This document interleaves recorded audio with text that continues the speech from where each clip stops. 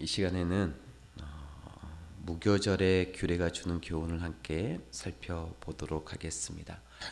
우리가 저번 시간에는 유월절에 대해서 함께 말씀을 나눴는데요. 하나님은 애굽에 내린 이 10번째 재앙인 장자의 재앙로부터 이스라엘을 구원하시고 그 구원을 기념하기 위해서 유월절 규례를 정해 주셨는데요.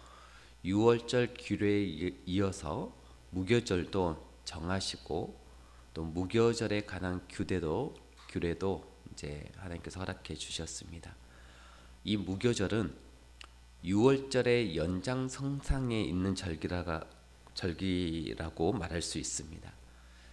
유월절은 1월 14일 단 하룻밤 동안 지키는 절기라면 무교절은 그 유월절 다음 날부터 일주일 동안 지키는 절기가 무교절입니다. 오늘 본문 15절 말씀을 보시면 15절에 보시면 너희는 이래 동안 무교병을 먹을지니 그 첫날에 누룩을 너희 집에서 제하라. 무릇 첫날부터 일곱째 날까지 유교병을 먹는 자는 이스라엘에서 끊어지리라.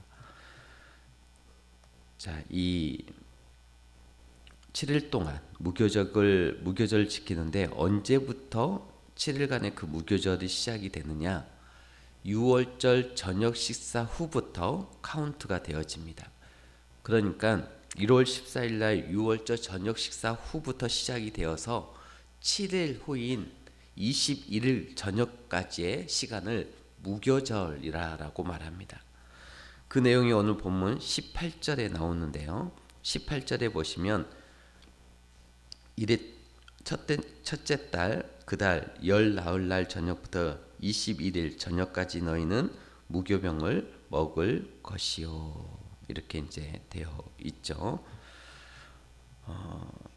일주일이 언제부터 언제까지인지를 이렇게 알려주고 있습니다. 자, 이렇게 무교절의 시간의 관점에서 보았을 때 방금 보신 것처럼 6월절의 연장선상에 있는 절기라 이렇게 말할 수 있는 거죠.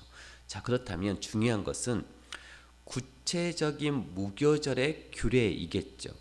어떻게 무교절을 지키며 또 그것이 어떤 의미를 갖는지 그게 중요하지 않겠습니까? 왜 무교절을 지켜야 하는지 그것을 우리가 살펴보도록 하겠는데 먼저 무교절이라고 하는 이름의 뜻을 먼저 살펴보겠습니다. 무교절은 한자로 없을 물, 그 다음에 교자는 무슨 교자를 쓸까요? 사킬교자를 씁니다. 그러니까 또 누룩교자라고도 합니다. 사킬교, 누룩이 없는 절기라는 말이죠. 무교절은 누룩 없는 절기. 여러분 누룩이 뭔지 아시죠? 누룩은 떡이나 빵에 맛있게 숙성시키기 위해서 부풀게 하는 그런 호모균을 말합니다. 영어로는 이스트라고 하죠.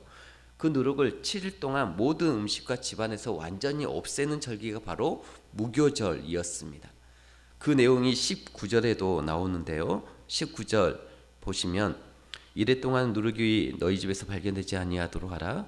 유교물을 먹는 자는 타국이든지 본국에서 난 자든지를 막론하고 이스라엘 회중에서 끊어지리니. 자, 그렇다면 중요한 질문은 이것이겠죠. 왜 하나님께서는 이런 행동과 형식을 이스라엘 백성들에게 무교절을 통해서 요구하셨을까요? 왜 이렇게 하도 요구하셨을까? 사람의 관점에서 보자면 지금 현재가 어떤 현재입니까?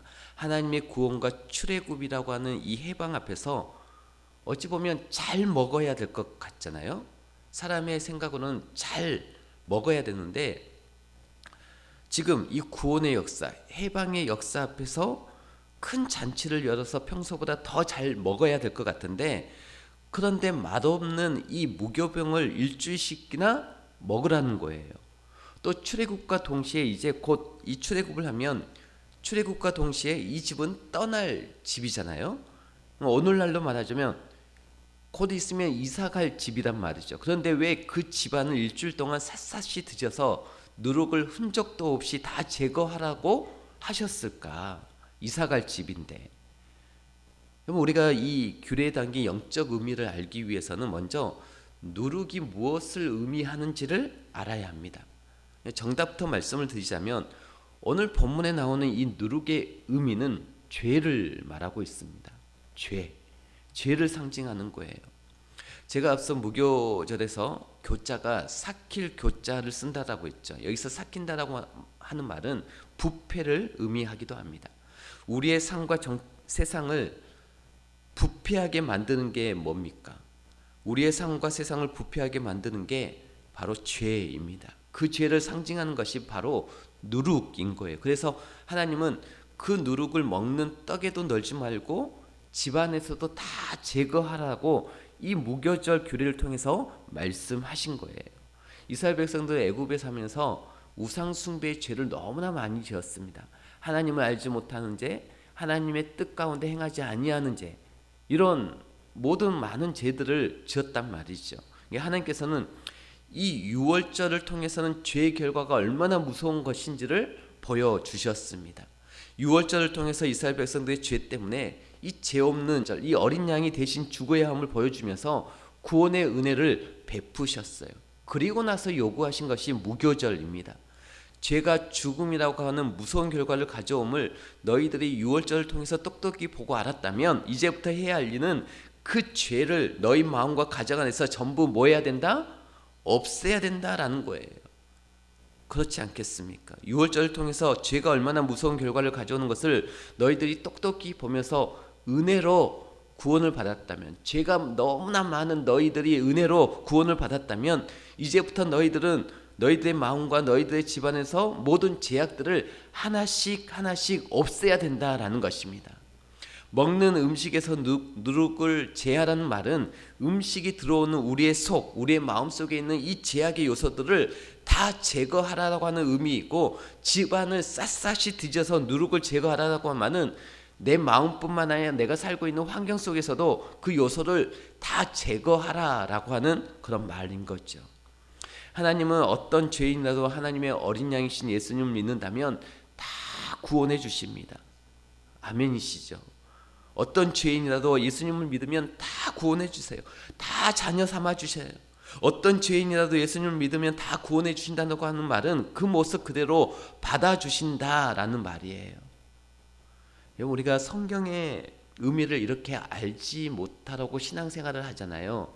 그러면 우리는 평상시 세상 사람들이 살아가는 방식 그대로 그냥 살기 마련입니다. 우리가 성경의 말씀의 의미를 제가 막 자세하게 가르쳐 드리는 이유는 우리가 말씀을 통해서 그 의미를 알고 깨달아서 우리가 하나님께서 우리에게 말씀하시는 그 의미를 우리가 깨달을 때 변화가 되어지거든요. 그러니까 성경을 구체적으로 자세하게 말씀을 드리는 것이죠. 우리가 말씀에 대한 사모함이 없잖아요. 하나님의 말씀이 무엇인가, 정말 그러한가 하는 것을 우리가 알지 못하면 우리는 세상의 습관과 방식 그대로 그냥 살아갈 수밖에 없고 우리의 삶에 놀라운 변화가 있지 않게 되어집니다. 그래서 말씀을 사모하고 말씀이 생명임을 우리가 깊이 깨달아서 그 말씀 가운데 우리가 그렇게 살기를 우리가 노력해야 된다라는 것이죠. 그래서 우리가 지난날 지은 죄가 너무 크거나 많다고 하나님께서는 그냥 받아주지 않다라는 것이죠. 어떤 주인이라도 예수님을 믿으면 그 모습, 어떤 죄라도 주인을 믿으면 그대로 받아주세요. 그러나 우리를 사랑하시기 때문에 그 모습 그대로 놔두지를 않습니다. 그 모습 그대로를 받아주시지만 그 모습 그대로 방치하지는 않으신다라는 거예요. 왜요? 사랑하니까. 예를 들면 그러죠. 우리의 어린 자녀가 흙탕물에서 놀고 왔다라고 가정을 해봅시다. 내 자녀가 흙탕물이 아니라 똥물을 뒤집어 썼어도 이 자녀를 집 안으로 들입니다. 내 사랑하는 자녀니까요. 그러나 그 자녀를 사랑하기 때문에 똥물 그대로 그 모습 그대로 내버려 두지는 않습니다. 그 모습 그대로 받아주지만 받은 다음에는 그 모습 그대로 그냥 놔두지 않아요. 왜요? 사랑하니까. 그래서 어떻게 합니까? 집안에 들어오자마자 어디로 데리고 갈까요? 욕실로 데리고 가서 깨끗하게 식히겠죠. 내 사랑하는 자녀의 몸에 오물이 조금이라도 남아있지 않도록 머리끝에서 발끝까지 씻길 것이고 옷도 다 벗게 해서 깨끗하게 삶아서 빨아서 입힐 것입니다. 하나님도 마찬가지라는 거예요. 이스라엘 백성들이 지난 430년 동안 애굽이라는 나라에 살았잖아요. 애굽은 강대국이었고 물질 문명이 발달한 곳이었지만 영적으로 보았을 때는 진흙탕과 같은, 정말 똥물과 같은 곳이었습니다. 온갖 우상들이 넘쳤던 곳이고 잘못된 사상과 제약들이 가득했던 곳이었어요. 그렇게 누룩이 가득했던 곳에 이스라엘 백성들을 구원하실 때 구원의 조건을 요구하셨던 것은 무엇이었습니까? 오직 믿음밖에 없었습니다. 그 애굽이라고 하는 진흙탕에 있는 이스라엘 백성들을 구원하실 때 요구하신 것은 거룩이 아니었어요. 그들에게 요구한 것은 믿음 하나밖에 없었습니다. 하나님의 말씀을 믿고 뭘 지키면, 유월절을 지키면 구원을 주신 거예요. 그러나 그 구원 직후부터는, 유월절 직후부터는 무엇을 제거해야 한다고요? 제약의 누룩을 제거해야 된다라는 것입니다. 이게 바로 무교절의 정신이란 말이죠. 저는 이 순서가 굉장히 중요하다고 생각합니다. 무교절과 유월절 중에 뭐가 앞에 있죠? 유월절이 앞에 있습니다. 굳이 표현하자면 유월절의 핵심은 구원이고 무교절의 핵심은 거룩인데, 하나님께서는 구원의 조건으로 먼저 거룩을 요구하시는 것이 아니라 먼저 그 은혜 가운데 우리를 구원해 주셨고 그 다음에 거룩을 우리들에게 요구하셨다라는 것입니다. 유월절 구원의 은혜 다음에 무교절의 거룩을 우리에게 요구하셨다라는 거예요. 만일 구원의 조건으로 거룩을 먼저 요구하셨다면 우리는 구원받을 사람 한 사람도 없습니다. 오물을 뒤집어 쓰고 문 밖에 서 있는 우리에게 아버지 된 하나님께서 오물을 다 제거해야 집 안에 들어올 수 있다라고 말씀하셨다면 우리는 평생 문 밖에서 있을 수밖에 없어요. 절대 아버지의 집에 들어갈 수 없습니다. 우리는 하나님의 어린 양이신 예수님을 믿어 구원받은 자녀들입니다. 유월절의 은혜를 입은 자녀들이에요. 받은 자들이, 그렇게 은혜를 받은 자들이 그 구원을 받은 직후부터 힘써야 될 것이 뭐라고요? 내 삶에서 뭘 제거해야 된다고요? 제약이라고 하는 누룩을 제거하는 것입니다.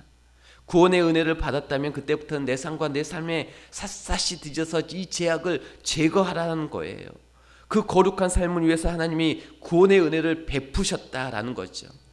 그래서 우리는 날마다 말씀이라고 하는 이 현미경을 통해서 내 마음과 삶을 들여다봐야 합니다.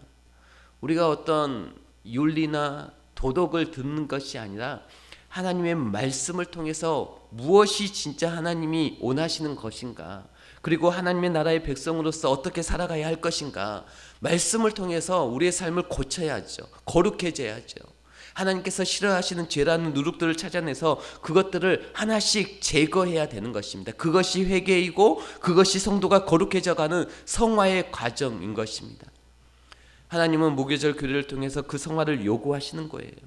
그래서 바라기는 이 무교절 규례 안에 들어있는 거룩이라고 하는 하나님의 뜻을 깨달아서 우리가 오늘도 내 삶과 내 가정을 이끌어갈 때 성공과 편안함이 목표가 아니라 거룩이 목표가 될 수 있도록 하나님께서 우리에게 무엇을 요구하시며 우리의 삶에 변화되어지고 고쳐야 할 것이 무엇이고 회개해야 될 것이 무엇인가 깨달아서 하나님께서 기뻐하시는 삶이 되어질 수 있도록 그런 목표가 될 수 있기를 주의 이름으로 축복합니다.